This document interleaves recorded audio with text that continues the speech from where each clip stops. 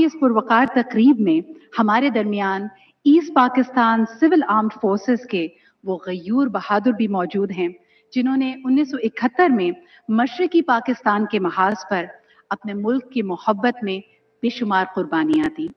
آپ نے اس وقت افواج پاکستان کا ساتھ دیا جب مشرقی پاکستان میں ہماری افواج انتہائی مشکل حالات کا سامنا کر رہی تھی، اور یہ وہ وقت تھا جب دوست اور دشمن کے بیچ میں فرق کرنا مشکل ہی نہیں ناممکن ہو گیا تھا۔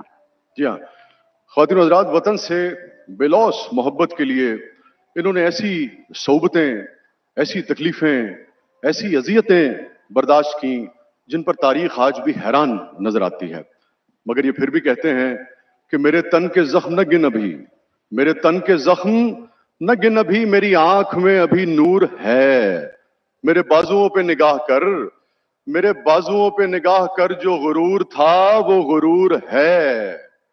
ان کے گھر جلائے گئے، انہیں جنگی قیدی بنایا گیا، مگر وطن کی محبت سے یہ ایک لمحے کے لیے بھی، ایک انچ بھی پیچھے نہیں ہٹے، ڈٹے رہے۔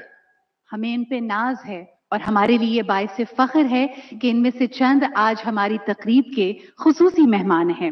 حاجی نصیر الدین صاحب، دلشیر انصاری صاحب، عباس اشرفی صاحب، شیخ محمد مقیم صاحب، محمد انور صاحب اور رحمت علی صاحب۔